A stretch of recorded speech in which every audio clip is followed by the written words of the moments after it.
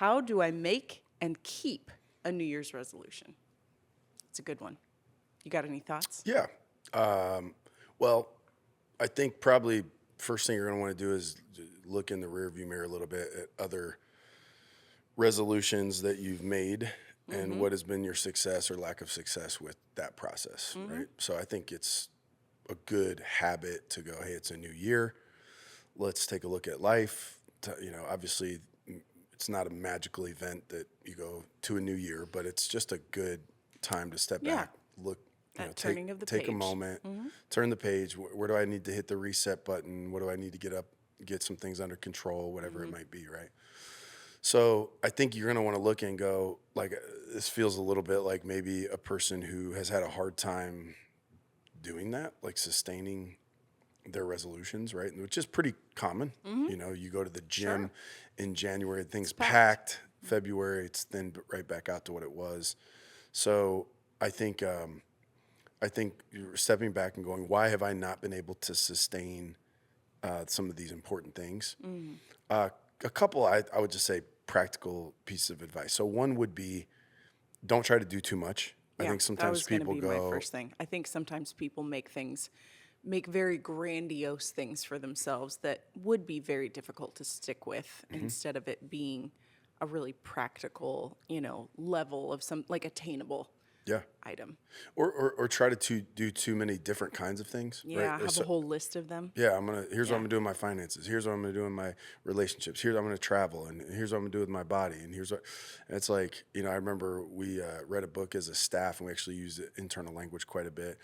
But it's called The Four Disciplines of Execution, and it was either the first or second chapter. It talks about staying focused on the wildly important. So it was like, hey, if you make like 2 or 3 goals, you're probably keep 1 or 2. If you try to do 3 to 5, you might get 1. If you try to do 10, you'll get none. So I think it's like to go, hey, if I was going to do one thing this next year, maybe do 1 or 2, and stay focused on those things. So maybe editing is helpful. The other thing I would say too is, what are the habits that I need to develop in order to bring this goal into fruition? So let's say it has something to do with your money, and you're like, I want to get my finances in order this year, right? Okay, so you might do things around budgeting, accountability. Or maybe you're going, hey, I want to be more disciplined in my spending.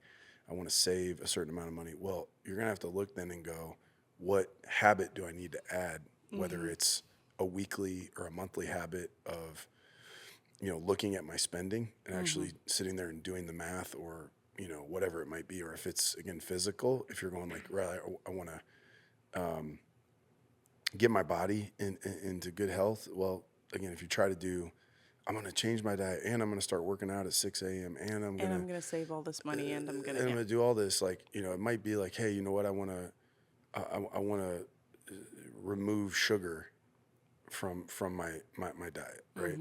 And maybe that's too hard. So I'm going to remove sugar from my coffee. Yeah. And I'm going to start there. That's right. So I think if you start to go, what are the habits that I would need to get and to put in place and develop in order to get to where I want to go, and then bring it back down to bite-sized chunks, right? Don't try to eat the elephant in one big bite. That's right. One little bite at a time. That's exactly and back what I it was down. going to say is the idea of like habit stacking, right? Start with one thing, and then it will give you some momentum to go into the next, and then the next, and pretty soon you've got a snowball rolling that's actually helping you achieve bigger goals.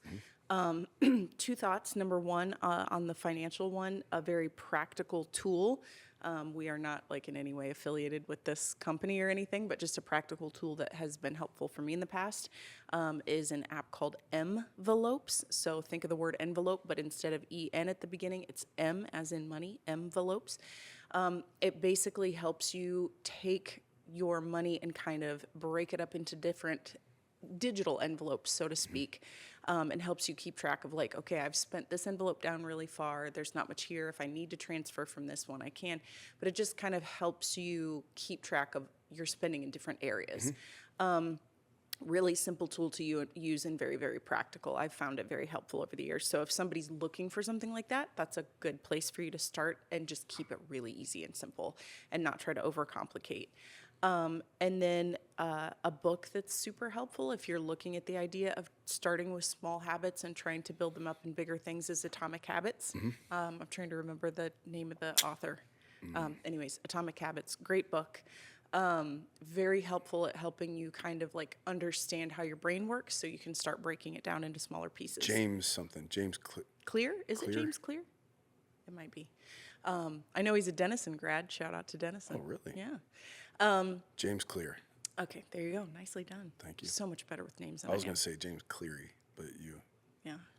Anyway. It's a team effort. Yeah. Don't be giving me all the glory. You get 99%. I'll take my 1. But I think, a perfect example for me this year was like I wanted to become more organized. I'm not a perfectly organized person. I'm definitely better than I was a year ago. And you start with small things. So I really wanted like my house and my calendar to be a little more organized.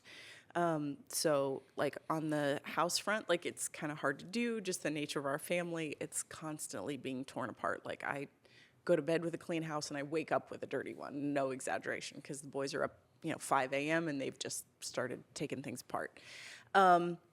So it's like, okay, how do we make this more manageable? I take it section by section of the house, and it's like, okay, I'm going to have these really organized junk drawers, that like normally somebody has that drawer that's like wild. Ours is like labeled and has organizers in it and whatever.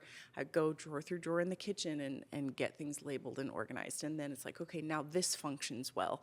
And it's something that our family can, easily put things back where they go. And you label even the inside of cabinets, like this is where these pots go. This is where, and so you just start taking it piece by piece. And once one area is generally running well, it'll start staying cleaner, which allows you to focus on the next one. And so it's just kind of been things like that. I think it's changing your focus from the goal to the habit. That's right. So if I focus on the goal, right, and I can don't be focus on the overwhelming. habit, then it's like you can kind of lose steam. The other thing I would say too is if you kind of fall off the wagon of the habit, like get back on. So it's And like, don't beat yourself up over it. Just get back on. yeah, I think a lot of times people probably bottom out more than they need to because they go, oh, see, here I am again, Right. They make it a condemnation of their Yeah, character. yeah. So if it's like, you know what, I want to keep my house clean more, so I'm gonna start this habit where, we empty the sink every night. We whatever.